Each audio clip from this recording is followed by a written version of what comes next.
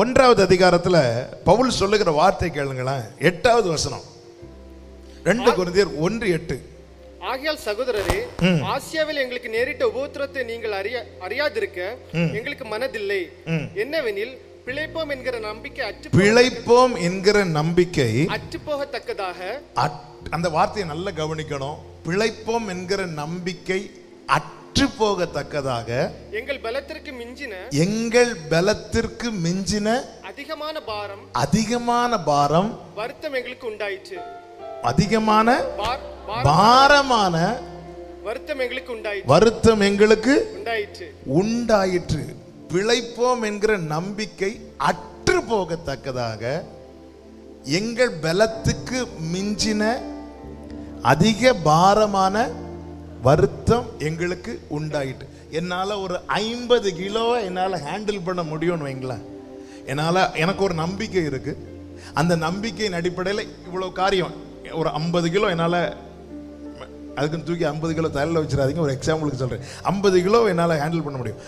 அதுக்கு எனக்கு என்னுடைய ஒரு திராணி இருக்கு, என்னுடைய பலன் இருக்கிறது. அதுக்கு மிஞ்சின ஒரு காரியம் என் வாழ்க்கையில் வரும்போது எது அற்று போகுமா? எது அற்று போச்சா?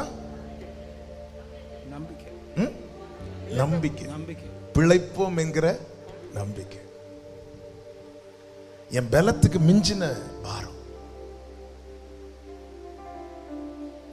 சில காரியங்களை நம்ம சகிச்சு வாழ்ந்து வருகிறோம். ஆனா ஒரு கட்டம் தாண்டும் போது இது என்னால தாங்க முடியாது, இது என்னால ஹேண்டில் பண்ண முடியாது. பிழைப்போம் என்கிற நம்பிக்கை அற்று போகத்தக்கதாய் எங்கள் பலத்துக்கு மிஞ்சின பாரம். அப்போ பவுல் இது சொல்றது அவிசுவாசி கிடையாது, அப்போஸ்தலன். அதான் சொல்ல, யாரா இருந்தாலும் சரி, தங்களுடைய கெப்பாசிட்டிக்கு மிஞ்சின காரியம் ஆகும் போது நம்பிக்கை எல்லாமே அந்த இடத்துல என்ன ஆயிரும்? அற்று போயிரும். ஒரு கயிறை பிடிச்சு தொங்கிட்டு இருக்கிறோங்க, அந்த கயிறுக்கு ஒரு 50 கிலோ 80 கிலோ தாங்க முடியுங்க. திடீர்னு அதுல ஒரு 100 கிலோ வெயிட் தூக்கி போட்டு அந்த கயிறு என்ன ஆயிருது? அற்று போய் விடுகிறது. அதே போல நம்முடைய நம்பிக்கைக்கு ஒரு அளவு இருக்கிறது. அந்த நம்பிக்கை என்கிற அந்த கயிறை பிடிச்சு தொங்கிட்டு இருக்கிறோம். இந்த காரியத்தை சமாளிச்சிடலாம், இவ்வளவு சமாளிச்சிடலாம், இப்படி வந்து மேனேஜ் பண்ணிடலாம். அதையும் தாண்டின ஒரு பாரம், அதையும் மிஞ்சின ஒரு பாரம் வரும்போது இந்த நம்பிக்கை என்கிற கயிறு என்ன ஆகிறது? அற்று போகிறது. பார்க்கிறவங்க சொல்லலாம், இதுக்கெல்லாம் போய் ஹே, என்னுடைய நம்பிக்கை கயிறின் அளவு அவ்வளவுதான்ப்பா. பவுலே சொல்றார், அவ்வளவுதான். ஓகே, இது தேவன் பெயரில் இருக்கிற அவிசுவாசம் அல்ல, தன்னுடைய நம்பிக்கையின் அளவு அவ்வளவுதான். இந்த காரியத்தில் அவ்வளவுதான். இனி வந்து மரணம் வரும் என்று நாங்கள் எதிர்பார்த்து கொண்டிருந்தோம், அப்படிதான் சொல்றார். அவ்வளவுதான். ஏன்னா இதுல இருந்து ஒரு ரிலீஃபே இல்லையே. அப்படிப்பட்ட சூழ்நிலையில் அடுத்த வசனத்தை வாசிங்க. 2 கொரிந்தியர் 1:9. நாங்கள் எங்கள் மேல் நம்பிக்கையிராமல் மரித்தோரை எழுப்புகிற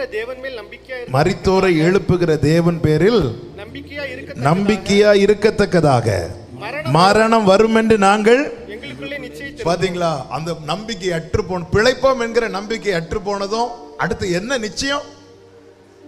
மரணம். அவ்வளவுதான். மரணம் வரும், அதுக்கு ரெடி ஆயிட்டாங்க. ஓகே, எல்லாம் ரெடி பண்ணு, பெட்டி ஆயத்தப்படுத்து, கல்ற இங்கதான் வைக்கணும், எல்லாரையும் கூப்பிடு, மரணம் வரும் என்று எதிர்பார்த்து. அவ்வளவுதான், இந்த வருஷம் முடிஞ்சது, மரணம் வரும் என்று எதிர்பார்த்துட்டு இருக்கும் போது பவுலுடைய சாட்சியை கேளுங்கள். 10வது வசனம். அப்படிப்பட்ட மரணத்தினின்றும் அவர் எங்களை தப்புவித்தார், இப்பொழுதும் தப்புவிக்கிறார், இன்னும் தப்புவிப்பார் என்று அவரை நம்பி இருக்கிறோம். ஆமென். அந்த கண்ணியிலிருந்தும் அப்படிப்பட்ட சூழலில் இருந்தும் எங்களை தப்புவித்தார், இப்பொழுதும் தப்புவிக்கிறார், இன்னும் தப்புவிப்பார். அப்போ பாருங்க, நம்பிக்கை அற்று போனவன் இப்போ சொல்லுகிறான், இன்னும் தப்புவிப்பார். அப்போ இந்த நம்பிக்கை என்ன செய்கிறார் தேவன்? அதிகரிக்க பண்ணுகிறார். எதிர்பார்ப்பை என்ன செய்கிறார்? அதிகரிக்க பண்ணுகிறார். ஹல்லேலூயா, ஹல்லேலூயா. ஏன் தேவன் தேடி கிடைக்காமற் போக பண்ணுகிறார் என்றால், ஒன்று எதிர்பார்ப்பை அதிகரிக்க பண்ணுகிறார்னாலே புரிஞ்சுக்கோங்க, தேவன் சிறந்ததை தரப்போகிறார். நம்புறவங்க சத்தமா ஆமென் சொல்லுங்க. இன்னைக்கு இந்த வார்த்தையை நீங்க தீர்க்க தரிசனமாவே பிடித்துக் கொள்ளுங்க. நீங்கள் உங்கள் எதிர்பார்ப்பை அதிகரிக்கவில்லை, அவர் உங்கள் எதிர்பார்ப்பை அதிகரிக்க பண்ணுகிறார். நான் காத்திருக்கவில்லை, அவர் என்னை காத்திருக்க பண்ணுகிறார். நான் தேடவில்லை, அவர் என்னை தேட பண்ணுகிறார். அல்லேலூயா.